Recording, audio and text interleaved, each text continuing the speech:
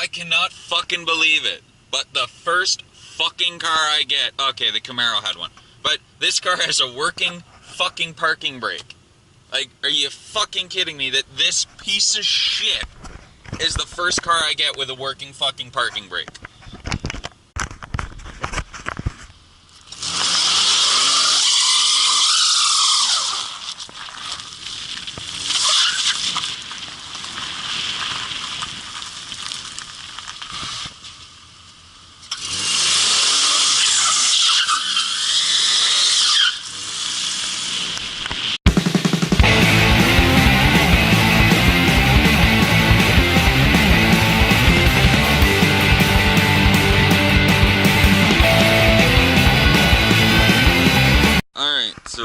I've got it out in the sun so I can take a better video, but here is the latest car to the Cadillac Kid Productions collection. It is a 1998 Oldsmobile Delta 88 Royale LS, according to the VIN number. According to the back of the car, it's just the 88. Oh no, it is an LS. Well, don't actually know what that means. This is my second 90s car, but I actually registered and insured this one. On the outside, it is clearly styled in an era where style didn't matter much, but it is comfy as holy hell. I'm a big guy, and even in the back seat, I'm actually quite comfortable. But the amazing part about this car, the passenger seat, is the comfiest seat I've ever had in an entire car. And fortunately, I'm the driver. There are a few problems. There's one of them.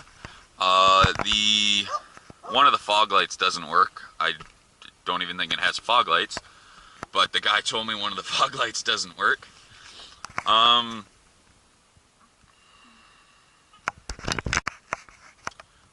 It has pretty much every single warning light on the dashboard.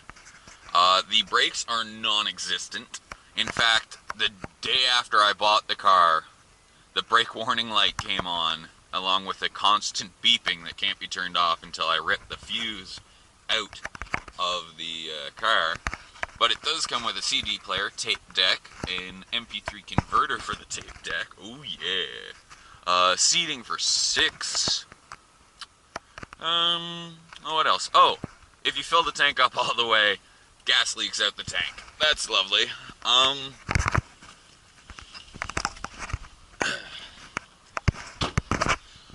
All in all, it is certainly not my best purchase until you take one rather significant fact into consideration.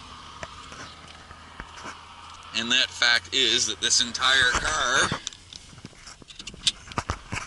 only cost $600,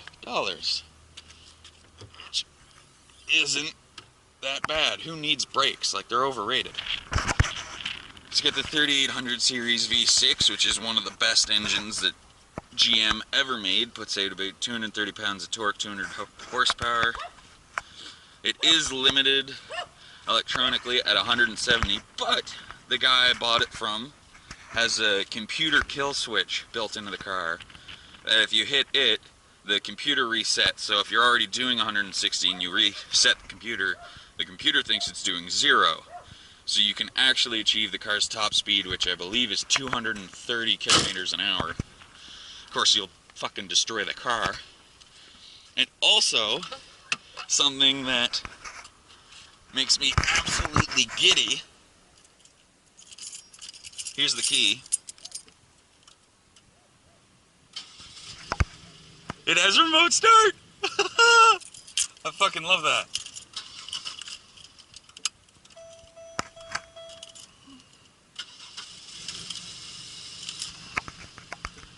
Oh, I absolutely fucking love that. That's my first car with remote start.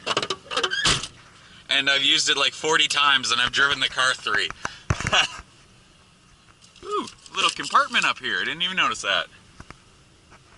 Yeah, all in all, it isn't actually that bad a car if you ignore the fact that the brakes don't work. If you acknowledge the fact that the brakes don't work, then it's a pretty shitty car. But again, $600 got me all of this.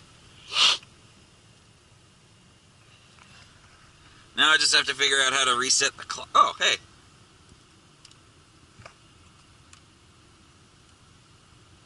Well, that was easy. 7 minutes or... Damn it. Fuck it up.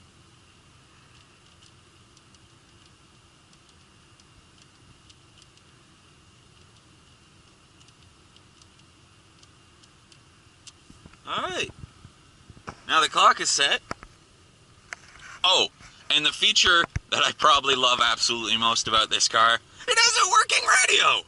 I went, what, like 7 months in that Trans Am with no fucking radio? I tried installing my own and couldn't because the car's alternator wasn't powerful enough to power both the radio and the engine.